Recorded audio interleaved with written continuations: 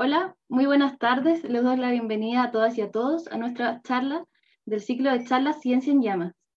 Esta tratará sobre cambio climático y tiene por nombre Entendiendo el presente para mirar el futuro. Esta se enmarca en el proyecto Portafolio de Charlas de la Red de Educación Latinoamericana por el Medio Ambiente, Red Lama, del Centro de Ciencia del Clima y la Resiliencia, CR2. Aprovecho también de agradecer en esta ocasión la colaboración del PAR Explora Región Metropolitana Sur Poniente. El proyecto Portafolio de Charlas tiene por objetivo acercar temáticas científicas a distintos públicos, con especial énfasis en la comunidad escolar de educación media. Hoy hablaremos sobre variabilidad y cambio climático, que es uno de los 4 grandes temas de este proyecto, junto con ser científico o científica en Chile, ciencias sociales y la temática de medio ambiente en general. Quienes deseen hacer preguntas pueden dejarla en la sección comentario de esta transmisión en vivo y las leeremos al final de las charlas para que sean respondidas. Hoy tenemos el agrado de contar con Rocío Ormazábal y Camilo Menares, integrantes de Red Lama y estudiantes del Magíster en Meteorología y Climatología de la Universidad de Chile.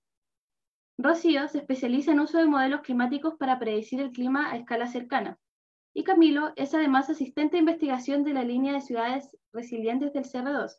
Es especialista en modelos atmosféricos de transporte químico regionales y en técnicas de modelo estocástico con redes neuronales. Como la idea de este proyecto es acercar la ciencia, le pediré a cada uno de ellos que explique muy brevemente en qué consiste su área de especialidad y inmediatamente después pueden comenzar con el contenido de la charla. Hola Rocío, Camilo, ¿pueden prender los micrófonos? Bueno, parto yo entonces. Hola, Catu, ¿cómo estás? Buenas No a sabía todos. que teníamos que... dale, Camilo. Ok, bueno, sí, como decía Catu, yo soy Camilo y me pidió que especificara un poco lo que hacemos y claro, yo estoy en la parte del CRO, del Centro de Resiliencia al Cambio Climático, en la que nos dedicamos a abordar los problemas de ciudad y para eso algunas de las cosas que hemos hecho hemos estado tratando de abordar los problemas que nos trae la contaminación atmosférica a través de algunos modelos. Entre ellos los principales que contamos son algunos de modelos numéricos que resuelven ecuaciones de continuidad, ecuaciones matemáticas bien complejas en gran parte de la atmósfera, y esto nos permite saber el comportamiento en días posteriores de cómo va a estar la calidad del aire y otros factores importantes que nos ayudan a que la población se exponga a menos contaminantes.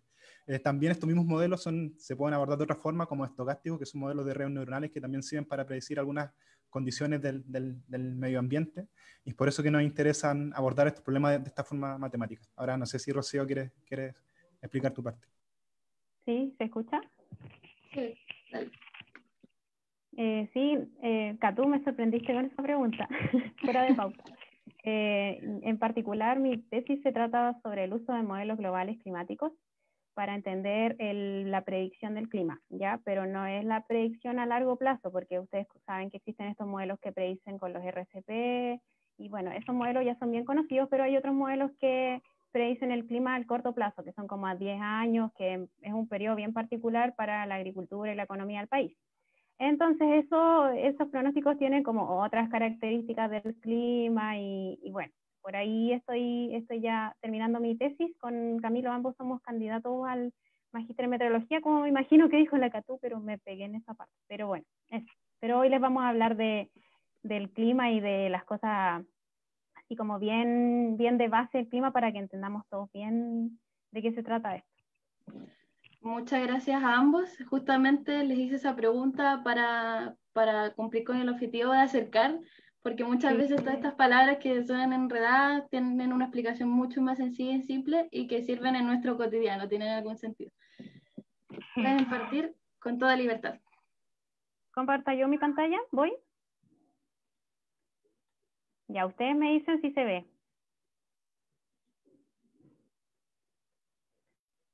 ¿Se ve mi pantalla? ¿Sí? Sí, Rocío, se ve súper bien. Ah, ya, gracias. Entonces, dejen ordenarme. Ya, nosotros con Camilo hoy día les vamos a hablar sobre una charla cuyo título es Cambio Climático, entendiendo el presente para mirar al futuro, ¿ya? Entonces, el título de la charla en realidad se refiere a que debemos primero entender el origen del cambio climático y cuál es la situación actual del clima de la Tierra antes de proyectarnos hacia el futuro. Bueno, de esta parte yo les voy a hablar. yo les voy a hablar de la primera parte de este título, que me voy a enfocar principalmente en cuáles son los orígenes del cambio climático, quiénes son o en verdad somos los responsables y cuánto hemos nosotros alterado el clima. Entonces el título de mi presentación es ¿por qué? Y cómo hemos cambiado el clima del planeta. Pero primero quiero mostrarles una cita de Greta Thunberg. Espérenme un segundo. Una cita de Greta Thunberg que ella hizo para la charla TED del año 2018, ¿ya? Y entonces se las voy a leer. Dice: cuando tenía unos 8 años, escuché por primera vez algo llamado cambio climático o calentamiento global. Aparentemente, eso era algo que los humanos habían creado por nuestra forma de vivir. Me dijeron que apagara las luces para ahorrar energía y que reciclara papel para ahorrar recursos. Recuerdo que pensé que era muy extraño que los humanos, que son solo una especie animal entre otras, pudieran ser capaces de cambiar el clima de la Tierra. Porque si lo fuéramos y si realmente estuviera sucediendo, no estaríamos hablando de otra cosa, ¿ya? Tan pronto como enciendas la televisión, todo se trataría de eso, titulares, radio, periódicos, nunca leerías ni escucharías nada más, como si hubiera una guerra mundial, pero nadie hablara de ello. Si es que quemar combustibles fósiles era tan malo que amenazaba nuestra propia existencia, entonces, ¿cómo podríamos continuar como antes? ¿Por qué no había restricciones y por qué no se hizo ilegal? ¿Ya? Me gusta más esta foto de la Greta, porque en realidad en esta parte Greta de alguna manera relaciona este cambio que nosotros hemos hecho en el clima con algo tan fuerte como una guerra mundial, ¿ya? Entonces a ella le sorprende que nosotros no estemos hablando de eso, ¿ya? Que no sea un tema en periódicos y que no esté en todos los noticieros, porque para ella es algo realmente grave. O sea, Greta como niña, no científica, solo quiere pensar que va a tener un futuro seguro, y bajo este escenario de cambio climático ella no ve ese futuro como un escenario seguro, ¿ya? Y de estas palabras de Greta yo quiero rescatar una frase que dice que ella recuerda que fue muy extraño para ella pensar que los humanos, que somos nosotros, que al final somos solo una especie animal más dentro de la biosfera, somos capaces de cambiar el clima de la Tierra, los humanos, ¿ya? Entonces eso le llamó la atención a Greta. Pero efectivamente nosotros hemos cambiado el clima de la Tierra, entonces esta charla la voy a partir por el final. Este es el final de la charla, en donde yo les muestro que efectivamente hemos aumentado la temperatura media global del planeta Tierra, y en esta figura se observa la evolución de la temperatura en los últimos 150 años, ¿ya? Pero es la evolución respecto a un periodo preindustrial que nosotros también llamamos como la anomalía de la temperatura. Y este periodo preindustrial, que es el periodo que en general no está como alterado, es el periodo que va entre el 1850 hasta el 1900, que es la línea negra que se ve ahí en la presentación. Entonces, a partir de este periodo, nosotros en promedio hemos calentado la Tierra en 1 grado Celsius, ¿ya? Bueno, acá hay un montón de líneas, pero las líneas que están como chasconas, las que son plomas, esas son las observaciones, o sea, este calentamiento sí es real. Todo lo otro, las otras líneas que están encima, son modelos que realmente han podido detectar el cambio climático, ¿ya? Y bueno, esos modelos nos han dado la respuesta de quién es el culpable del cambio climático, ¿ya? Entonces, ¿cómo cambia el clima? Para saber realmente cómo cambia el clima, yo quiero mostrarles primero cómo funciona el clima, cómo funcionaba el clima antes de que nosotros lo alteráramos. Ya dije la respuesta, pero antes de que se alterara el clima en este periodo preindustrial, ¿ya? Entonces, ¿cuáles son realmente los factores que determinan el clima de la Tierra? Pensando que este no ha alterado su temperatura, ¿ya? Para que la temperatura en la Tierra sea constante, es decir, no hayan como variaciones grandes de temperatura que produzcan una extinción o algo así, debe existir un balance energético en la Tierra, ¿ya? Y en los últimos 10.000 años nosotros en la Tierra hemos tenido este balance energético, y gracias a esto, el ser humano, el hombre, ha logrado generar civilizaciones, ¿ya? Ha podido lograr generar el tema de la agricultura, bueno, y toda la historia que ustedes se conocen y que todos conocemos del colegio que ha sucedido en los últimos 10.000 años, ¿ya? O sea, gracias balance energético, porque gracias a ti somos lo que somos hoy como humanidad, ¿ya? Pero físicamente, ¿qué significa que nosotros estemos en balance energético? Bueno, acá en este circulito que escribí, que puse yo verde, puse que para que el delta T de temperatura, es decir, para que el cambio de temperatura sea igual a 0, es decir, que no se altere la temperatura en la Tierra, toda la energía que entre al sistema tiene que ser igual a la energía que va a salir, ¿ya? Entonces, pero atrás, si se fijan, son 2 líneas nomás, una línea que entra y una línea que sale. Bueno, el sistema climático en realidad es mucho más complejo que eso. tiene muchas más líneas, incluso más líneas que las que salen en este dibujo que tengo acá, que es una versión mejorada de mi círculo anterior que decía Tierra. ¿Ya? Pero les voy a relatar cuáles son los principales componentes que modulan el clima en el planeta Tierra, ¿ya? Entonces, son tres los componentes que nosotros llamamos forzantes externos al sistema climático.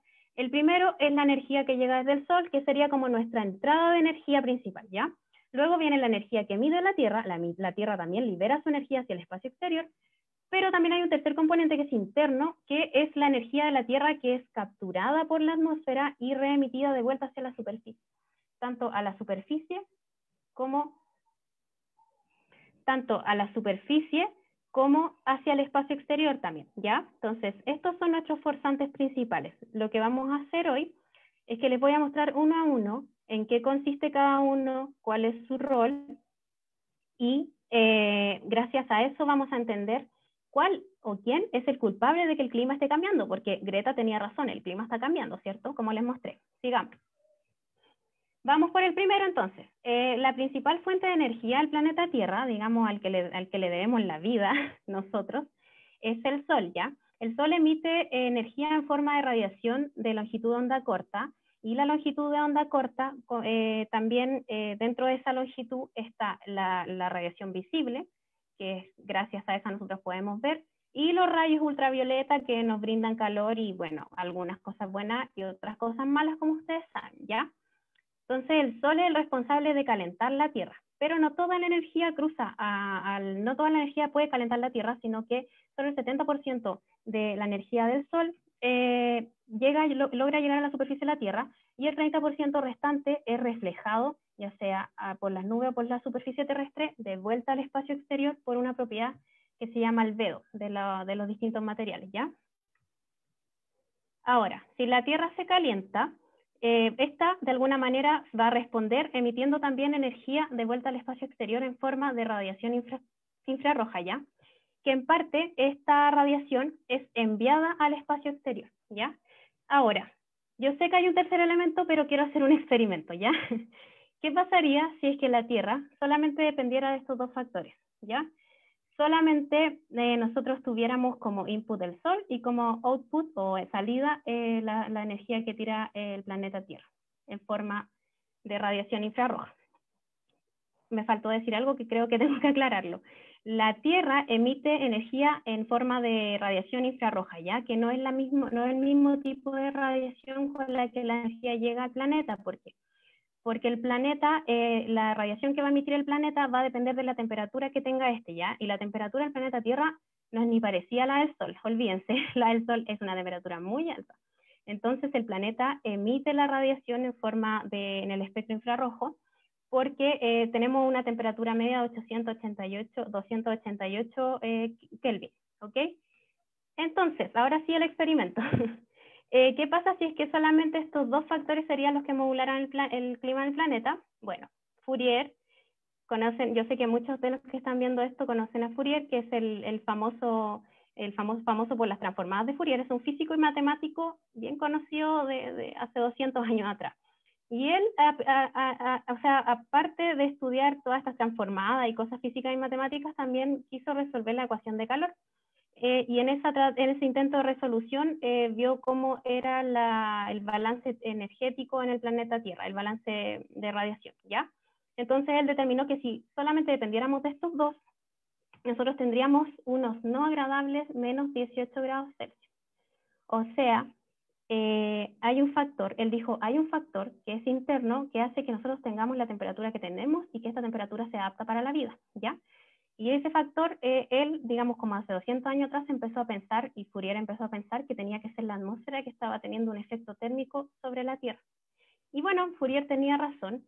Hay un tercer elemento que hace que nosotros tengamos una temperatura apta para la vida, digamos, que es la energía de la Tierra, que es la energía que emite la Tierra, es decir, esta radiación infrarroja que emite la Tierra, pero que parte de ella es capturada por la atmósfera y de vuelta reemitida hacia la superficie de la Tierra, no solamente hacia la superficie de la Tierra, sino que también hacia el espacio exterior, ¿ya?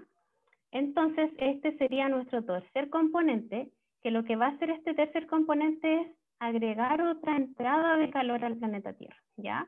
Entonces, en resumen, tenemos la entrada de calor del Sol, tenemos la entrada de calor de la atmósfera y tenemos la salida de energía de la Tierra, ¿ya? Entonces, este efecto, ¿cómo se llama?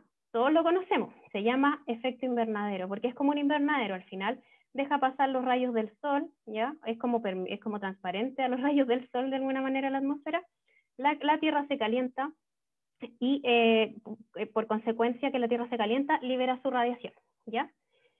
Pero no todos los gases son... olvidé decirlo.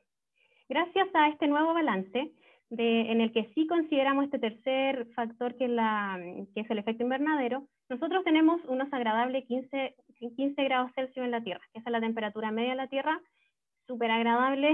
Gracias a eso hemos podido desarrollar civilizaciones, un montón de cosas, así que gracias a efecto invernadero, en verdad, todo este tiempo se ha pintado como algo feo y toda la cosa, pero el efecto invernadero es algo que sí necesitamos para que el clima del planeta sea constante y podamos vivir acá.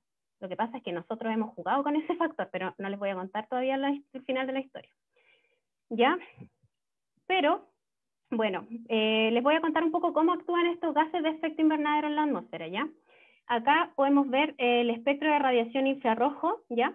Y lo que muestra es para la cantidad de energía que emite un planeta, en este caso es la cantidad de energía que emite un planeta con la temperatura de la Tierra, o sea, la energía que emitiría la Tierra, si es que no hay atmósfera para el amarillo, o si es que estamos en la superficie de la Tierra directamente, lo que emitiría la Tierra, en amarillo, y en rojo, el espectro que se observa en rojo, está lo que realmente se mide en el tope de la atmósfera, es decir, cuando ya pasó la energía infrarroja que emitió la Tierra y se midió arriba de la atmósfera. Entonces, todas esas diferencias que se ven ahí, hay hartos huequitos de energía que no alcanzaron a cruzar la atmósfera, ¿ya? Esos fueron absorbidos.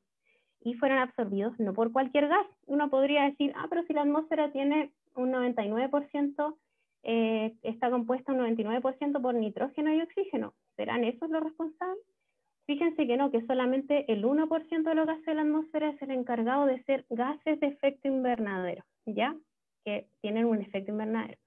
Y esos gases son, en orden, si se fijan, el primero que tiene como mayor, que abarca mayor cantidad de longitudes de onda, es el H2O, es decir, el vapor de agua, ya sea en su forma líquida o en su forma sólida. El vapor de agua es el gas de efecto invernadero más importante. Luego le sigue el dióxido de carbono, que tiene 2 bandas de absorción, ¿ya? Luego el metano y luego el ozono. Entonces, para que entiendan cómo actúan los gases de efecto invernadero en la atmósfera, y que no son todos, solo son algunos, ¿ya? Entonces nosotros ya tenemos los 3 componentes del clima, ya sabemos cómo funcionaba el clima en el periodo preindustrial, cuando todo estaba, digamos, de alguna manera ordenado, pero sabemos también que el clima ahora ha cambiado. Entonces, ¿por qué? ¿Cómo cambia el clima? Ya sabemos cuáles son los 3 componentes, pero queremos encontrar al culpable, ¿ya? Y vamos a tratar de pensar como si no supiéramos nada, como si no supiéramos que se ha estado emitiendo, como si realmente fuéramos alguien escéptico respecto de que el cambio climático o el calentamiento global es algo generado por los humanos, ¿ya? Entonces vamos a ver quién es el culpable y vamos a pensar en primera instancia que el Sol en realidad. Quizá el Sol está cambiando y está haciendo que la temperatura aumente. Veamos.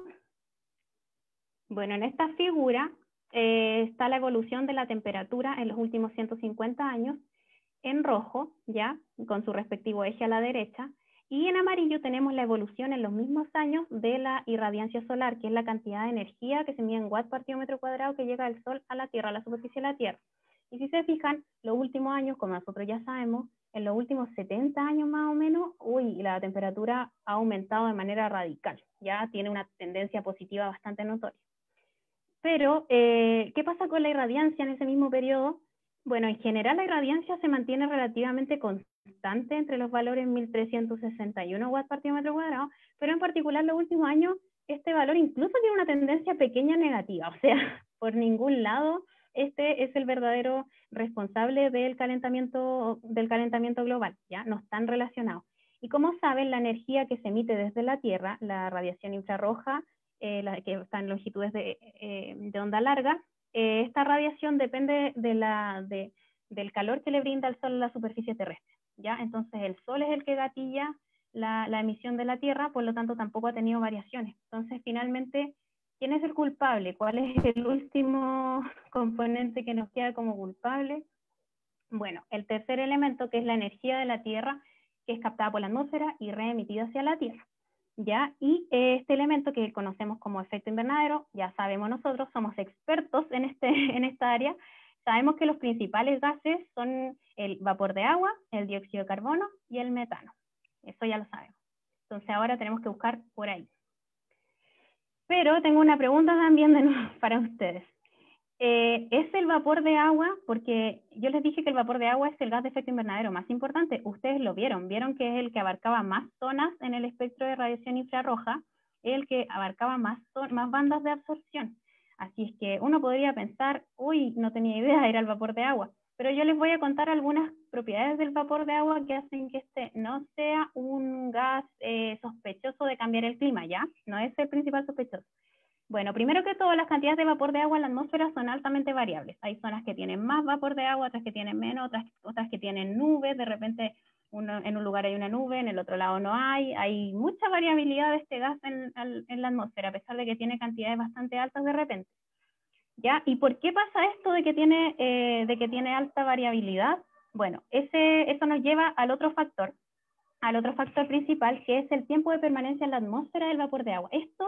Este es el factor clave para entender por qué este gas no es un sospechoso de cambiar el clima. Bueno, este vapor de agua solamente se mantiene en la atmósfera poco tiempo, desde algunas horas hasta algunos días. ¿Por qué? Porque es un gas condensable, ¿ya? Y que su limitación en la atmósfera está dada por la temperatura. Por ejemplo, si nosotros tenemos un aire que tiene más temperatura, ese aire va a poder abarcar más vapor de agua, ¿ya? Y si pasa lo opuesto y ese aire disminuye su temperatura, ese aire va a poder contener menos vapor de agua y todo lo que sobre lo va a obligar a condensar, ¿ya? Lo va a obligar a condensar y significa que tiene que pasar a su forma líquida. Y si pasa a su forma líquida, se hace una nube. Y esa nube puede empezar a crecer, a crecer, a crecer. Se hizo un cumulonimbus y ese cumulonimbus puede precipitar. El agua puede precipitar y puede literalmente salir del ciclo del agua en su forma atmosférica. O sea, el vapor de agua, su ciclo de agua es bastante rápido, ¿ya? Entonces no alcanza a tener efectos en el clima. Además que cuando está en su forma líquida, genera retroalimentaciones que por un lado calientan porque es un gas de efecto invernadero, pero por otro lado enfría también la superficie terrestre. O sea, si tenemos una nube y esta nube es blanquita por arriba, tiene un albedo súper alto, llega la radiación solar y ve la nube, va a rebotar de vuelta al espacio exterior, ¿ya? Por lo tanto, por ese lado va a enfriar el clima el vapor de agua. Entonces, vamos a nuestro principal sospechoso. Les voy a contar ahora todo lo contrario. ¿Por qué el dióxido de carbono es el perfecto elemento, es el principal gas del que nosotros podemos sospechar de que está cambiando el clima? ¿Ya?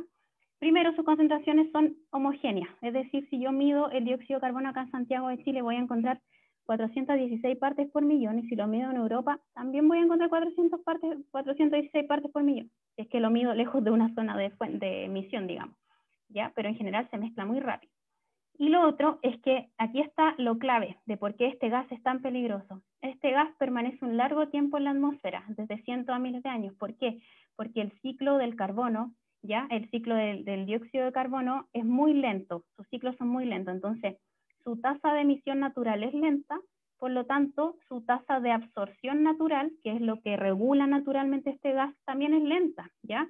Los sumideros de CO2, que son los océanos, la tierra, etcétera, quitan el CO2 de la atmósfera con procesos que tardan muchos años, ¿ya? Entonces, ¿qué pasa si es que nosotros empezamos a alterar este ciclo? Lo que vamos a hacer es que vamos a ganarle al ciclo natural, lo vamos a pillar en su ciclo natural, y vamos a hacer que las concentraciones se empiecen a acumular en la atmósfera y no se puedan condensar como el agua, ¿ya? ¿Y qué ha pasado últimamente? Bueno, sus concentraciones han sido alteradas, ¿ya? Por las actividades humanas a una tasa muy rápida, una tasa más rápida que lo que el mismo ciclo del carbono puede controlar, ¿ya? Desde el comienzo de la revolución industrial, más o menos, nosotros hemos perturbado el ciclo natural del carbono de manera significativa. ¿Y ha pasado esto? Bueno, lamentablemente sí. Les presento aquí la curva de Keeling. Keeling fue un científico que fue el primero en hacer estos aparatos para medir el CO2, el dióxido de carbono. y él decidió en 1958 decir, ya, este gas lo tenemos que medir porque había noción en ese tiempo de que el gas estaba aumentando, que se estaba emitiendo demasiado CO2 y eso tenía que tener una repercusión en la atmósfera, ¿ya? Y gracias a eso, esta es la curva más antigua de mediciones de CO2 que está ubicada en Mauna Loa, en Hawái, ¿ya? Esa fue la primera estación. Y podemos ver que ha subido harto el CO2 en los últimos años, una tendencia positiva, que tiene harta relación con el aumento de la temperatura. Y que si nos vamos un poquito, porque bueno, el hecho de tener esta serie de tiempo ha permitido que los científicos puedan también ver cómo era en los periodos preindustriales, y que si es que vemos ese valor era de 280 partes por millón, es decir, en el mes de abril, ahora por ejemplo, en abril pasado, se alcanzaron por primera vez 416 partes por millón, es decir, un 45% más desde niveles preindustriales, ¿ya? O sea, casi que hemos duplicado el CO2 en los últimos 100 años, más o menos. Esto es realmente impactante. Esa es la parte que estamos cambiando. Y bueno, pero yo les mencioné que habían otros gases también, ¿cierto? No solamente el CO2. ¿Qué ha pasado con el metano, con el óxido nitroso y con esto siempre se me olvida el nombre, con los clorofluorocarbonos? Bueno, el metano también ha ido en aumento, ¿ya? Y este es el que se genera por producción agrícola y quema de biomasa. Lo peligroso del metano es que es 30 veces más efectivo que el CO2 para poder capturar la energía que emite la Tierra y reemitirla, o sea, como gas de efecto invernadero es súper importante, ¿ya? Pero ya les voy a contar por qué en realidad siempre hablamos más del CO2. También está el óxido nitroso, misma historia, y por otro lado está la parte de la esperanza, que son los clorofluorocarbonos que se limitaron sus emisiones por el protocolo de Montreal, o sea, los humanos sí hemos podido también limitar algunas emisiones, pero las otras todavía no. Entonces, ¿quién fue el responsable de todo esto? De toda esta historia que les he contado. Bueno, como ven acá, el dióxido de carbono, estos son los porcentajes de emisiones de gases de efecto invernadero por componente, ¿ya? O sea, por gas. Y el gas que más ha sido emitido por los humanos ha sido el dióxido de carbono, ya sea por procesos industriales o quema de combustibles fósiles o por deforestación y uso de suelo, ¿ya? En total un 76% es el dióxido de carbono, pero también atrás le viene el metano, que yo les dije que tiene un importante efecto. Entonces, fuiste tú todo el tiempo dióxido de carbono. ¿Y qué pasa entonces si nosotros aumentamos los gases de efecto invernadero? Bueno, vamos a aumentar el efecto invernadero y por lo tanto vamos a aumentar la temperatura de equilibrio. Me voy a apurar, ya voy. ¿Y hemos cambiado la temperatura de equilibrio? Bueno, sí. Como yo les dije, esta presentación partió por el final, y este es el final de alguna manera. Sí, hemos alterado el clima, como dijo Greta, y el humano fue el que alteró el clima. O sea, toda la razón, Greta, debiese compararse con una guerra, porque esto es realmente impactante. Hemos aumentado en 1 grado Celsius la temperatura del planeta, ¿ya? Y lo importante de esta figura es que hay varias líneas que se están sobreponiendo una a otra, y esos son los distintos centros de investigación, es decir, hay un consenso respecto al calentamiento global, y el 97% de los estudios científicos de esta área coinciden que el humano es el responsable y que de este calentamiento, ¿ya? Finalmente, este calentamiento, esta figura que les mostré anteriormente, es una media global de todo el mundo, pero a nivel local los cambios son quizás a veces peores o en otros casos no tan terribles, ¿ya? Pero en general la Tierra entera se ha calentado. Lo lamentable es que los continentes son los más afectados, y los polos, en particular el polo norte, tiene lugares en donde la Tierra ya se ha calentado 3 grados. Y esto nos lleva no solamente a un calentamiento, ustedes saben que estas alteraciones del clima alteran otras cosas, como el aumento del nivel del mar, como el derretimiento de glaciares y un sinfín de cosas, acidificación del océano. Por eso nosotros preferimos llamarlo cambio climático en vez de calentamiento global, ¿ya? Finalmente, Pedro nos dice, como han visto, los humanos han alterado este balance y por eso la temperatura ha aumentado. Más gases de efecto invernadero, más dióxido de carbono, más efecto invernadero, el input del balance de energía aumentó y por lo tanto el delta T es mayor que 0, o sea, la temperatura está aumentando en el planeta. Desbalanceamos el balance de energía. Ahora sí, Catu, que me alargué. Ok, entonces, bueno, Rocío les contó la primera parte, ahora vengo yo y les quiero contar un poco de lo que venía diciendo Rocío, que nos vamos calentando, pero en realidad los científicos entendemos que tenemos que limitar este calentamiento hace no muchos años nos pudimos poner de acuerdo en los grados que lo deberíamos calentar, y eso es lo que les quiero mostrar yo hoy día, que cuáles son las causas, las consecuencias que nos puede generar calentarnos un poco más, calentarnos un poco menos. Al parecer, para mí, con la noción humana, calentarse 1.5 grados, 2 grados, a un humano no le puede parecer mucha diferencia. Para esto, para designar este punto de calentamiento, existe un panel intergubernamental sobre el cambio climático, donde es un grupo de varios científicos que da informe cada 6 años y que nos trata de explicar o poner los límites o darnos la información científica sobre qué está pasando con el cambio climático. Entonces el IPCC muestra los informes científicos cada 6 años sobre el cambio climático. Hace no mucho tiempo nosotros pensamos que podíamos llegar a calentarnos 2 grados Celsius los científicos, pero hace poco tenemos un nuevo informe que nos da los lineamientos de por qué no debemos superar 1.5 grados Celsius, y eso es lo que le quiero mencionar ahora yo. Este informe se conforma por 75 científicos que trabajan de 40 países diferentes, y entre ellos me gusta nombrar esto, hay 2 chilenas, entre ellas está Laura Gallardo, que ha sido mi profe guía y la persona con la que trabajo y comparto la mayoría de las publicaciones que me ha tocado hacer como científico. Fue la fundadora del Centro del Cambio Climático acá en Chile, en el que varios de nosotros trabajamos.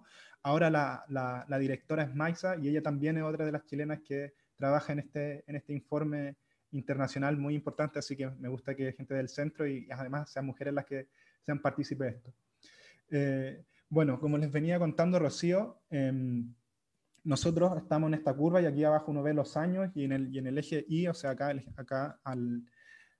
en la izquierda, uno ve la temperatura. Entonces, claro, hasta el momento hemos calentado, como decía Rocío, el planeta a 1 grado Celsius. Si nosotros nos seguimos comportando igual, o sea, como Rocío habla de las emisiones, y seguimos emitiendo gases hacia la atmósfera, podemos llegar a calentarnos 3 grados Celsius y no a calentar mucho el planeta. Si es que tenemos un comportamiento adecuado, comportamiento adecuado quiere decir si reducimos nuestras emisiones en el planeta, podemos seguir esta curva que está sombreada y calentarnos 1.5 grados Celsius. Entonces tenemos 2 opciones, como les venía diciendo. Las temperaturas siguen aumentando de la misma forma que ha ocurrido en los últimos 60 años, y nos calentamos 3 grados Celsius. Eso trae, créanme, consecuencias catastróficas. Pero hay otro punto en el que podemos ser más optimistas y todos nos ponemos de acuerdo y calentamos el planeta 1.5 grados. ¿Cómo podemos lograr esto? Tenemos que disminuir el 45% de nuestras emisiones al 2030. O sea, en 2030 ya tenemos que estar reduciendo casi la mitad disminuir casi la mitad de nuestras emisiones y ser carbono neutral al 2050. ¿Qué es ser carbono neutral? Esta imagen me gusta porque muestra algo que también enseñamos en los cursos en Buchef, en la Facultad de Ingeniería de la Chile, es que hay emisiones y también hay sumideros de contaminación. Emisiones de contaminantes son, por ejemplo, esta chimenea que ven aquí ustedes, está emitiendo contaminantes a la atmósfera, es una fuente de emisión. Pero al igual como se pueden emitir los contaminantes, se pueden remover de la atmósfera, y nosotros introducimos en física un nombre que se llama sumidero. Por ejemplo, cuando uno acumula mucha agua en una fuente y quita el desagüe, empieza a ver que esta agua se empieza a arrancar como de forma de remolino, es porque se está succionando agua, y eso se le llama un sumidero, un flujo. Estoy haciendo un sumidero sobre un flujo. Entonces también la naturaleza tiene sumideros de CO2, cosas que captan estas moléculas en el ambiente, y por ejemplo los bosques captan mucho CO2, los océanos también captan CO2, acidifican el océano, captan el CO2. También hay algunos inventos humanos bien recientes que también pueden tomar el CO2 de la atmósfera y retirarlo de la atmósfera y volverla más limpia. Ser carbono neutral significa entonces de que las emisiones, lo que arrojamos a la atmósfera de CO2, está en total equilibrio con lo que agarra la naturaleza o nosotros mismos recuperamos de la atmósfera. Ser carbono neutral entonces significa que todo lo que emito de CO2 es absorbido por la misma Tierra. Eso significa ser carbono neutral. Bueno, entonces ahora les voy a comentar un poco de las causas de esto, de por qué los científicos decimos que es muy diferente calentarse 1.5 grados Celsius a 2 grados Celsius. Alguna vez estaba con una profe en uno de estos cursos que me tocó hacer cuando estaba en el magíster en Puerto Rico. Era una profe argentina, y ella me comentaba me hacía ver de que las personas, claro, no tenemos, si tú me expones a mí a 2 grados Celsius, a 1.5 grados Celsius, para una persona no es muy diferente, porque nosotros somos humanos, somos unos seres un poco más complejos y tenemos un motor termodinámico dentro de nosotros, y yo exponerme a cambios de temperatura que para mi percepción son diminutos, no me va a causar mucha diferencia. Pero por ejemplo el hielo o el agua cambia de estado si yo los expongo a 0 grados Celsius o les pongo a 0,5 grados Celsius. Eso hace que el agua pase de estado sólido a estado líquido. Cambié el estado de la naturaleza de un elemento solamente por cambiar 0,5 grados ese elemento. Entonces, por ejemplo, siguiendo esta noción, no es muy extraño pensar de que el Ártico se puede desaparecer. Y esto pasa si es que en 2 grados Celsius aumentamos el calentamiento del planeta, el Ártico en meses de verano es muy probable que desaparezca.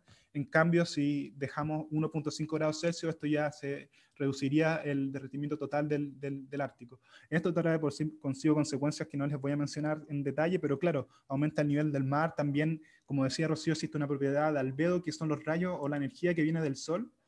La propiedad cuando el agua está hecha nieve, esos rayos del sol, esa energía rebota y no se absorbe, pero cuando ya cambia de propiedad el agua, ya tiene diferentes mecanismos para abordar la energía que viene y ya la empieza a absorber. Entonces, el albedo también cambia, el albedo diferente en la nieve como en el agua.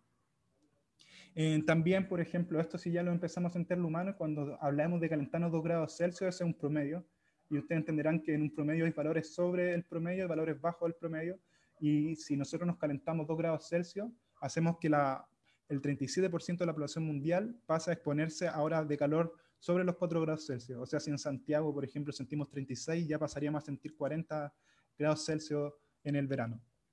En cambio, si nos calentamos 1,5, hacemos que solamente el 14% de la población se exponga a olas de calor sobre los 3 grados Celsius. Este es uno de los problemas que a mí más me llama la atención, y es sobre los arrecifes de corales. Si no todos lo saben, los arrecifes de corales son como los bosques debajo del océano, albergan la mayoría de la biodiversidad, de la flora y de la fauna que habitan en los océanos. Entonces, nosotros podemos alterar estos arrecifes de corales tanto que los podemos dañar al 99%, o sea, hacer que desaparezcan totalmente si es que nos calentamos 2 grados Celsius. ¿Cómo funciona este mecanismo? En realidad, al emitir CO2 a la atmósfera, como les decía, el océano funciona como sumidero, se traga este CO2 y al tomar este CO2 el océano se acidifica, se vuelve cada vez más ácido. Entonces nosotros podemos acidificarlo en tal cantidad que podemos eliminar casi el 99% de los arrecifes de corales. Esto yo lo ejemplifico con el quehacer humano. Por ejemplo, ¿qué pasa si nuestro ambiente estuviese lleno de bombas lacrimógenas? Nosotros al salir, nuestros ojos que tienen las células más expuestas, nosotros al exponernos al ácido no podríamos ver. De eso mismo le estamos haciendo un poco a los arrecifes de coral, lo estamos dañando de tal forma, volviendo tan ácido el océano, que podrían desaparecer al 99% si es que nos calentamos 2 grados Celsius. En cambio, 1,5 llevaría a la reducción del 70 al 90%. Igual esto es drástico, pero al menos evitamos que desaparezcan totalmente. Bueno, entonces les venía planteando algunos problemas, pero lo que me pregunta ahora, lo que les quería mostrar, ¿qué es lo que hacemos? Tenemos un problema, el cambio climático, entonces, ¿cómo lo abordamos? Entonces, yo aquí expongo esta parte de pensar de forma científica, en que cuando nosotros tenemos un problema, los científicos podemos dar respuestas, como lo muestro aquí, o podemos dar soluciones. En general, los científicos somos muy buenos dando respuestas y la mayoría de nuestros papers, artículos que nosotros publicamos o tratamos de mostrar, tienen muchas respuestas a muchos problemas que hasta parecieran ser más complejos que el cambio climático. Y aquí pongo una imagen que me gusta, que es el CMB, que es la primera foto del universo. Nosotros como científicos hemos logrado tomarle una foto al primer instante del universo, algo que pareciera muy complejo y en general lo es. Entonces tenemos el CMB por su sigla en inglés, tenemos la foto del primer instante del universo, el fondo de microondas, como lo conocen los cosmólogos. Entonces podemos darle respuesta a esto, pero hay otras cosas que no somos tan buenos como dando soluciones. Si tenemos un problema, otorgar soluciones, parece que ya necesitamos encontrar con más gente una misma ruta para enfrentar el problema. Eso hace que nos pongamos de acuerdo con muchos científicos, muchos políticos, mucha gente de áreas diferentes a nuestro conocimiento, pero esto no lo hemos hecho muchas veces, pero sí lo hemos hecho, por ejemplo, con el mejoramiento del deterioro de la capa de ozono, la que se ha ido recuperando paulatinamente del 2000 al 2017, como muestran algunas publicaciones de la UNAM. Entonces, hemos encontrado soluciones no muchas veces a problemas como estos. En general, son muy buenos los científicos encontrando respuestas. Pero ¿por qué? Aquí lo que les quiero plantear, pero ¿por qué si somos capaces de mirar el CMB, mirar el fondo de microondas, somos capaces también de esto que estamos, por ejemplo, haciendo ahora, de transmitir ondas de radio y llevar información casi invisible, que por ejemplo pueden hacer que ustedes me estén viendo ahora por esta señal, gracias al Wi-Fi? ¿Por qué podemos resolver problemas tan complejos los científicos y nos cuesta como científicos abordar este problema? En realidad me gusta esta forma de enfrentarlo, de entender cómo se estructura la naturaleza desde una de las cosas que me motivó a ser científico, y es que para entender la naturaleza nosotros podemos partir explicando lo que son átomos, ¿sí? Esa es la primera escala de organización humana, de la vida o de la naturaleza. La primera escala de organización son átomos. Se juntan varios átomos y forman una molécula. Pasa a una siguiente escala de organización. Si junto varias moléculas, ya puedo saltar a ser una célula. Y aquí hay una propiedad muy importante, que moléculas son inertes, se juntan entre ellas y pasan a ser una célula, pasan a ser algo con vida. Muchas células ya pueden formar órganos, una escala de organización más compleja. Muchos órganos pasan a ser un humano que ya tiene capacidad de decisión. Una escala de organización aún más compleja. Muchos organismos pasan a formar poblaciones mezcladas entre sí, comunidades. Cada vez se va volviendo más complejo el sistema, hasta llegar, por ejemplo, a biomas o hasta la biosfera. Cada vez subo en la escala de organización y encuentro un sistema estructural más complejo. Cuando junto varias biosferas me puedo ir a un universo, y este es el universo observable, y aquí la diferencia, el CMB pareciera estar acá, ¿sí? Pareciera estar cuando yo quiero resolver el CMB, el fondo de microondas del universo, o entender de dónde proviene el universo, me debería enfocar en esta área. No es tan cierto lo que digo, pero en general se cumple, debería enfocarme en esta área. Pero ¿qué pasa con el cambio climático? El cambio climático está acá. Nosotros somos los humanos, emitimos gases y vamos hacia acá, y estas se vuelven moléculas que alteran células, después también alteran órganos. Al emitir también el CO2 afectamos algunos ciclos, algunas comunidades, algunos biomas, y en general alteramos la biosfera. Emitiendo gases, los humanos son capaces de alterar la biosfera al alterar el átomo. Entonces, al alterar, mejor dicho, las moléculas, perdón. Entonces es un problema que aborda todas las escalas de organización que conocemos, y por eso es tan complejo. Si nos morimos mañana, desaparecemos como especie, es muy probable que lo que está pasando con el cambio climático sí tome otro rumbo. En diferencia, si es que nosotros desaparecemos como especie, seguir entendiendo el universo o el CMB o lo que entendemos los cosmólogos, o lo que entienden los cosmólogos, perdón, hasta el momento, no cambiaría mucho. Ese problema no se debe a lo que hacemos nosotros. Y no se interfiere con todas las otras escalas de organización. Bueno, entonces les cuento que es un problema complejo, pero ¿cómo lo resolvemos? ¿Sí? Entonces, ¿cómo enfrentamos este problema? Y en realidad a mí me gusta, aquí hay una palabra que se llama sinergia, que viene también de la misma idea anterior, que por ejemplo cuando tenemos nosotros varias moléculas, ellas se juntan entre sí y forman la vida. Y esto, si uno se pone a filosofiar un poco al respecto, es muy llamativo, porque si tengo, por ejemplo, carbono, agarren un carbón, rómpanlo, agarren sal, sodio, y lo mezclan, agarran un poco de aire, y no van a generar vida. Pero de alguna forma, cuando se juntan todas estas moléculas, que no tienen, ninguna de ellas tiene la propiedad de vida, se juntan de alguna manera bien mágica, forman vida, ¿sí? Y ahí hay una propiedad que dice que los elementos constituyentes dan nueva propiedad a sus constituyentes nuevos. Entonces, 1 más 1 no son 2, aquí son 3. Al juntar varias moléculas, formo células y ahí converge la vida. Entonces, claro, al parecer, uno a uno de nosotros no puede enfrentar el problema, pero al parecer, si todos nos juntamos y nacen nuestras propiedades de sinergia, podemos enfrentar el cambio climático. ¿Por qué digo esto? Porque en general, me han hecho esta pregunta varias veces cuando tenemos que hacer estas charlas, y dicen, ¿qué puedo hacer yo para enfrentar el cambio climático? Y en general acá está la torta que Rocío también creo que la mostró por allí, de cuánto emiten y quiénes son los principales emisores, o quiénes son los principales agentes que emiten esta basura, estos gases de efecto invernadero a la atmósfera. Las principales responsables de esto, de emitir el 65% del dióxido de carbono, son las industrias, el uso del combustible fósil y procesos industriales, y otros también son la deforestación y el uso de suelo. En general aquí está la mayoría de los responsables, y eso no recae en lo que hacemos nosotros día a día. Nuestros modelos físico-químicos acoplados con el océano y la atmósfera, que están resolviendo miles y miles de ecuaciones, muchos puntos de grilla del universo, del planeta, muestran su cambio respecto a lo que pasará en el futuro si es que cambian las emisiones. Entonces, acá, por ejemplo, tengo dos curvas, una curva roja y una curva azul, y estos son los que llaman escenarios de trayectoria, conocidos en este lenguaje científico como RCP. Entonces, por ejemplo, yo tengo un escenario en el que los humanos, en general, no yo particularmente, sino toda esta curva, toda esta responsabilidad de las personas que están emitiendo, que están en azul, que son generalmente la industria, procesos industriales, se comportan bien, van a reducir la contaminación de esta forma, porque están reduciendo los contaminantes que arrojan a la atmósfera. En otro caso, si es que no cambiamos nuestra acción de hoy en el día a día, nos vamos por la curva roja, y esto dice que nos calentamos más grados Celsius, así que nos calentamos 3 grados Celsius, mientras si seguimos la curva azul, llegaríamos a calentarnos 1 grado Celsius. Entonces los principales responsables parecieran ser las personas que están acá, ¿sí? Pero lo que yo les quería comentar anteriormente, con lo que les decía anteriormente, quizás nosotros, nuestro cambio del día a día, no nos generen un gran cambio en las emisiones, pero sí los humanos poseemos otras capacidades que todos al estar juntos, pareciera que nuestro comportamiento puede influir en los demás, así que seguramente si yo ando en transporte público, si dejo de comer tanta carne, por ejemplo, si apago las luces, trato de reducir mis emisiones, que no se comparan, vuelvo a repetir, con las que están acá, sí podemos generar algo más que en las emisiones, en el comportamiento y en la sinergia que pueden generar las comunidades en enfrentar este problema. Entonces acá yo quería terminar con esto, me dijeron que agregar una frase al final, entonces dice, eso es algo que yo pensaba antes, que cuando me hacían la pregunta ¿qué hacemos nosotros? Yo le decía, lo que tenemos que hacer es que ellos paren, que paren, y qué pasa si no paran, no va a cambiar mucho, que las industrias, las grandes industrias que emiten CO2 paren.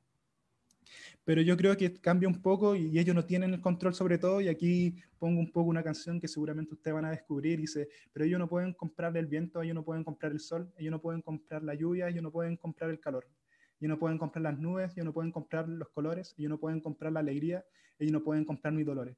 Claramente ellos estas industrias parecieran tener el control sobre el desenlace que va a tener la naturaleza, pero yo sigo pensando que el comportamiento de cada persona tiene propiedades más mágicas de las que pueden generar estas personas, así que yo creo que el cambio sí está en nosotros. Así que con ese mensaje quería terminar la presentación mía y de Rocío. Muchas gracias, Rocío y Camilo, por ayudarnos primero que todo a desmistificar la mirada que tenemos sobre el efecto invernadero, ayudarnos a resolver estas grandes dudas que tenemos sobre los gases de efecto invernadero y a explicarnos mejor los impactos que realmente hemos hecho como ser humanos, sobre todo en la época industrial en adelante. Así que ahora vamos a seguir con la ronda de preguntas. Les voy a hacer una primera pregunta. Les recuerdo que cualquiera de los dos puede tomar la palabra y responder. Tenemos 15 minutos aproximadamente para esto. Y eso. Bueno, acá hay una primera pregunta que estoy muy segura que a varios nos puede interesar. Dice así: a raíz de este contexto de crisis sanitaria han surgido muchas dudas acerca de cómo la cuarentena está afectando a las concentraciones de gases invernaderos y en consecuencia al cambio climático. ¿Cómo ven esta relación COVID-19 y cambio climático? ¿La cuarentena mejora o no el panorama climático haciendo esa relación? Camilo, ¿tú primero? Sí. Claro, es una pregunta, Rodrigo, uno de los investigadores también que está en el centro, la enfrentó y se le hicieron, así que venía algo preparada por nuestra parte, o sea, sabíamos que nos íbamos a tener que enfrentar a ella, así que me gusta, pongo esta imagen porque paso también a desmentir un poco información que no estaba siendo repartida de forma correcta. Y por ejemplo acá lo que voy a mostrar es un satélite que es el satélite OMI, que es holandés, que está montado en el Sentinel-5, que es un satélite que es de la Unión Europea, y voy a mostrar como NO2, dióxido de nitrógeno, NO2, va cambiando en Europa, ¿sí? Ellos ponen esta evolución de dióxido de nitrógeno en la atmósfera, como va cambiando en Europa. Colores más rojos indican mayores concentraciones de dióxido de nitrógeno de NO2, y este va reduciéndose respecto al tiempo, ¿sí? Entran en cuarentena o se van poniendo las medidas más estrictas y vemos que esos colores se van volviendo cada vez más azules, o sea, lo que quiere indicar que hay menos dióxido de nitrógeno en la atmósfera. En realidad usan esta imagen en varios medios para mostrar de que el calentamiento global o las emisiones en verdad iban reduciéndose, y puede ser cierto sobre el dióxido de nitrógeno. El dióxido de nitrógeno es principalmente lanzado a la atmósfera por el uso de los automóviles, y el dióxido de nitrógeno, como el ozono y como el radical hidroxilo o otros compuestos que andan dando ahí vueltas por la atmósfera, son muy reactivos. Entonces el dióxido de nitrógeno reacciona con OH, con ozono, con otros compuestos bien oxidantes en la atmósfera, en que respiramos, y se transforma y se vuelve otra cosa o se va hacia otro lado y deja de ser dióxido de nitrógeno. Por eso yo puedo ver esto acá. Lo que quiero decir con esto es que hay moléculas que son muy estables en la atmósfera, por ejemplo, CO2. CO2 es muy estable, o sea, puede estar mucho tiempo viviendo en la atmósfera. En cambio, NO2 desaparece porque reacciona con muchos otros elementos. Entonces, si yo viese esta imagen en CO2, no la tenemos los científicos aún en CO2, porque quizá no tiene mucho sentido hacerla, pero lo que yo haría, perdón, lo que yo haría, lo que yo vería sería que se pone en rojo, dejo de emitir y queda en rojo. Sigue manteniéndose en rojo, acaba descendiendo, pero sigue manteniéndose en rojo porque el CO2 no desaparece en la atmósfera tan rápido como lo hace dióxido de nitrógeno. Entonces, es muy probable de que al dejar de emitir dióxido de nitrógeno no disminuyan las concentraciones de dióxido de nitrógeno en la atmósfera. Es más, aquí me gusta usar aquí había agregado algo de sentido común. Si Rocío venía mostrando curvas que mostraban 60 años de evolución de aumento de dióxido de carbono, de CO2 en la atmósfera, venía aumentando el CO2 en la atmósfera, y entonces veo que hay 4 meses de buen comportamiento, que es el 0,5% en 60 años. O sea, no hemos comportado bien en estos 4 meses de cuarentena, no hemos comportado bien, pero solamente representan el 0,5% en 60 años. Y yo me recuerdo ver también, acá hay un ejemplo, quizás me gusta ejemplificar las cosas con lo que yo observaba en la naturaleza cuando era chico, pero por ejemplo yo me acuerdo cuando me iba de vacaciones, dejamos el pasto sin regar en mi casa, volvía y claramente eran vacaciones de verano, volvíamos y el pasto estaba todo seco, y mi intención era revivir el pasto, entonces lo trataba de regar día a día, mi mamá me dejaba y yo sabía que ella sabía la respuesta, pero ella sabía que no iba a revivir el pasto, volviendo 2 meses no lo regamos, y en un par de días yo tocándole harta agua al pasto no iba a cambiar su ciclo de vida. Y eso mismo pasa con la naturaleza. Al final, cuando crecí, esa intuición científica que se dio en mí en ese punto de mi vida, me dio a entender que también los procesos de la naturaleza no son tan abruptos. La naturaleza es bien gaussiana, se comporta con cambios leves, a medida de un comportamiento que se viene dando. No hay mucha anomalía en la naturaleza, como decimos los físicos, más en estos entornos grandes que estamos viendo sobre el planeta Tierra. Así que si yo me dejo de comportar de un momento, yo me comporto bien de un momento a otro, eso no significa que nosotros veamos muy rápidos cambios positivos en el calentamiento global. No sé si Rocío quiere complementar Sí, Camilo, respuesta. ¿puedes poner la diapositiva del aumento del CO2 de la curva de Killing?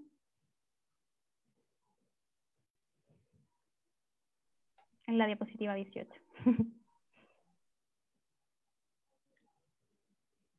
Bueno, pero en particular quiero hablarles de un estudio que salió hace como 3 días más o menos, que dice particularmente que hubo una reducción del 17% en la contaminación global por CO2, ¿ya?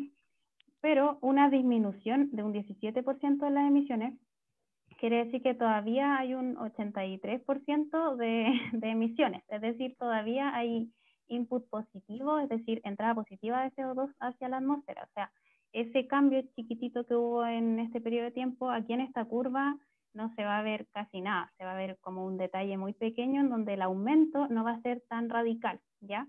Va a haber aumento, pero ese aumento, y son solo estos meses, no se sabe qué va a pasar a futuro. Por ejemplo, en ese estudio ellos también dicen, ¿qué pasa si es que estas restricciones continuaran así todo el año? Bueno, si es que sí fuera, por ejemplo, la disminución en el año 2020 alcanzaría alrededor de un 7%. Eso sería como lo máximo que podríamos hacer ya.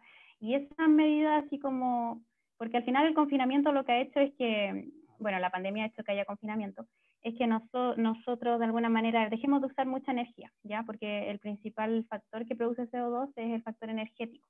Entonces estamos usando un poco menos de energía, menos de transporte, se están usando menos las industrias, y eso ha hecho que se disminuya de alguna manera.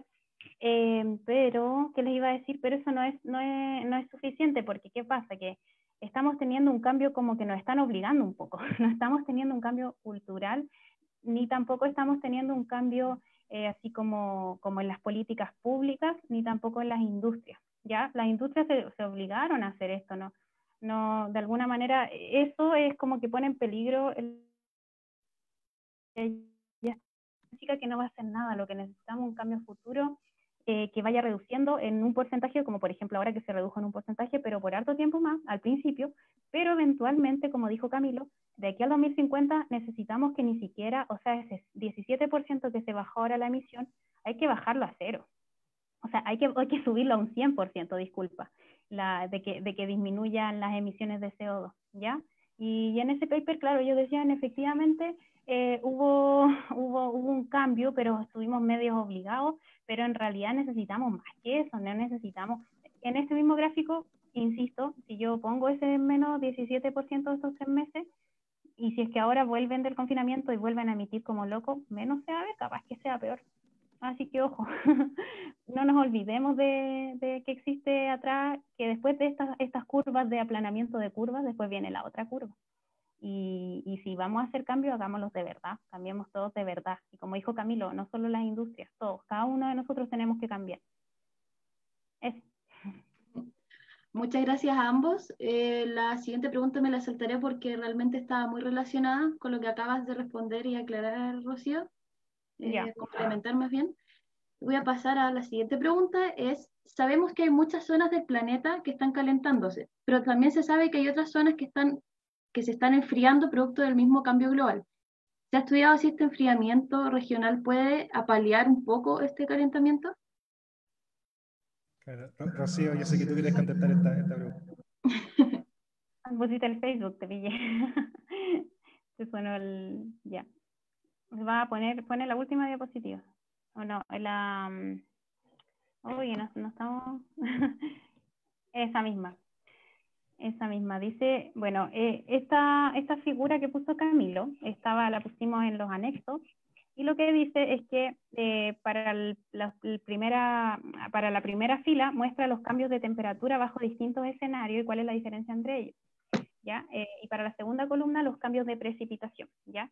Acá dice que, la pregunta dice que si es que está enfriando algunas zonas, si es que eso sería como capaz de alguna manera de como bajar un poco el calentamiento en términos medios.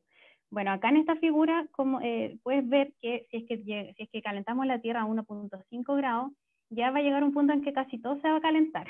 O sea, si es que llega a haber un punto, porque bueno, como lo que tú dices es cierto, como yo dije en mi presentación, pero no se vio, el cambio en general, el cambio no es solo calentamiento, quizás. De repente hay lugares que se comportan de otra forma por el aumento de CO2.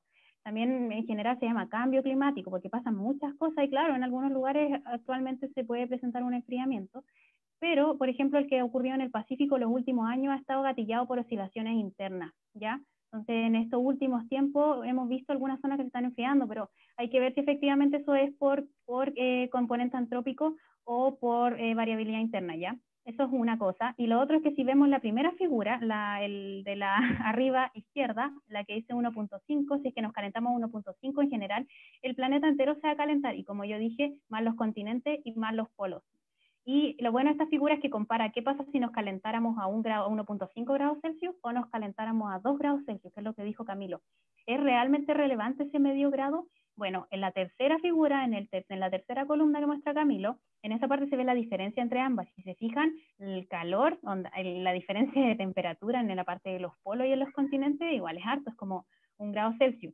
Y para la temperatura, para la precipitación en el panel inferior, que nosotros no hablamos de esos efectos en esta presentación, pero vean que igual hay harto impacto, en particular, ese medio grado de temperatura decreta que haya más sequía o no en la zona central de Chile, si pueden ver, si Camilo puede mostrar, en la zona centro de Chile. Y bueno, eso, entonces al futuro en general todo se va a calentar. Si es que ahora se han visto enfriamientos, hay algunos que se ha demostrado que son por variabilidad interna, pero todo se va a calentar. Claro. Quizá yo quería comentar un poco la pregunta de Rocío, tratando de ver que vivimos en un sistema climático, como le decía yo, vivimos en una biosfera en la que quizás podemos, unos lugares a consecuencia de nuestra acción se pueden calentar o enfriar menos, pero todo antes de que nosotros empezáramos en esta revolución industrial, estaba en equilibrio, pareciera estar en un equilibrio que quizás se alteraba o no respecto a algunos ciclos también de la naturaleza, pero nosotros ya, por ejemplo, acá se ve que estamos calentando el Ártico o el Antártico, y estamos calentando esos continentes que también modulan muchos flujos del viento, modulan mucha vida de animales, también modulan demasiado en la vida de otros seres que no somos nosotros, o de otros ciclos que tampoco somos, que nosotros no logramos percatar, como el del nitrógeno, el ciclo del agua. Entonces, puede que sea cierto, algunos lugares del planeta se estén enfriando, pero hay otros que se están calentando y eso significa que estamos haciendo un desbalance en lo puntual. Y ese desbalance en lo puntual genera que todo este ciclo de vida que veníamos viendo también se altere. Así que quería complementar con eso. Ya. Súper, muchas gracias a ambos y voy a hacer una última pregunta porque realmente ese es el espacio que tenemos, no nos queda más lamentablemente. Y dice así, una posible solución podría ser tener menos hijos como sociedad, así se disminuye la demanda de recursos naturales y por ende la emisión de gases de efecto invernadero, la energía, es decir, toda la energía utilizada por el ser humano. Quizás voy a partir contestando yo. Dale. Sí, claro. Nosotros en el centro, una de las cosas que estuvimos trabajando hace un tiempo, lo que me invitaron a trabajar era en confeccionar estos inventarios de emisiones. Un inventario de emisiones significa que uno trata de responsabilizar a cada sector, y acá estamos viendo, por ejemplo, a cada sector, cuánto emite este sector de contaminación. ¿Sí? Entonces, por ejemplo, yo tengo el sector de transporte, que son los autos que se están moviendo, tengo el sector industrial, que son las industrias que están emitiendo, también puedo decir que el sector agricultura es otra parte de los que tiene emisiones. Tengo el sector de producción de electricidad, que por ejemplo aquí están las carboneras, perdón, las empresas que trabajan a carbón o las termoeléctricas. Y entonces puedo al mapear, hacer este estudio, puedo saber de dónde proviene cada emisión y quiénes son las personas, los entes o los sectores que más están emitiendo. Entonces esto está hecho en el mundo. Quizá acá tenemos un gráfico, bueno, voy a concentrarme en este, y si yo miro de forma global, veo que el sector electricidad y la producción de calor, que son por ejemplo estas termoeléctricas, están emitiendo el 25%, mientras tanto el sector industrial está emitiendo el 21%. Los usos de agricultura y otras cosas emiten el 24%, así que estos tres áreas que les estoy mencionando o que les estoy mostrando aquí, ocupan la mayoría de las emisiones. Entonces, quizás de forma de segunda mano, cuántos hijos uno tenga, cuántos hijos uno no tenga, se relacione con estos sectores que están acá.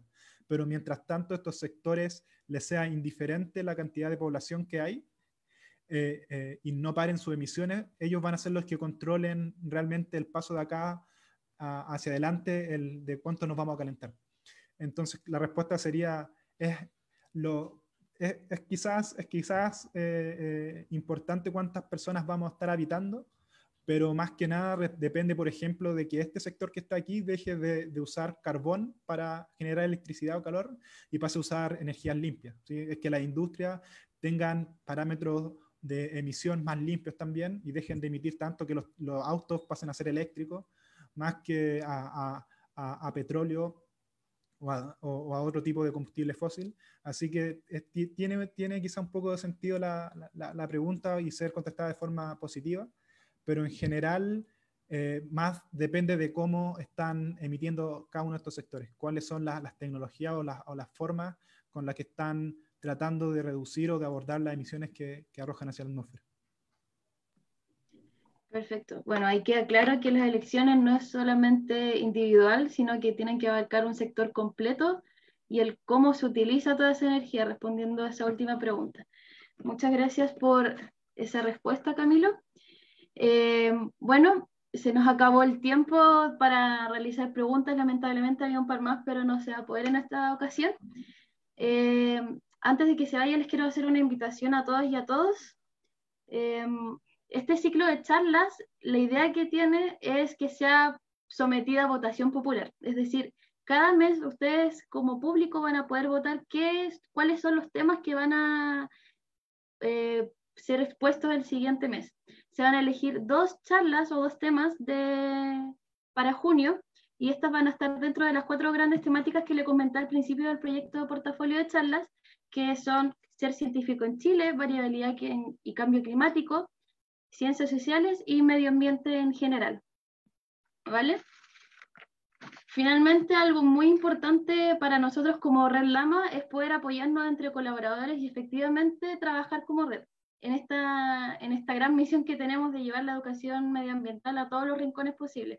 Es por ello que les queremos dejar además invitados a 2 eventos online de nuestros colaboradores. El primero es un webinar llamado A 60 años del megaterremoto de Valdivia, 3 miradas al evento sísmico de mayor magnitud registrado en el mundo.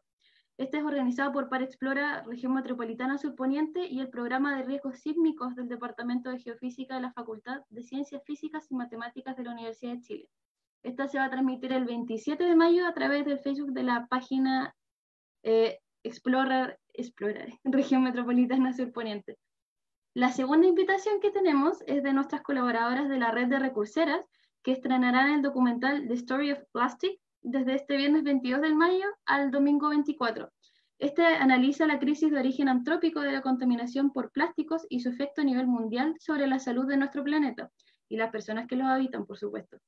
Para poder verlo, deben llenar el formulario que estará disponible en el chat de esta misma transmisión a través del Facebook.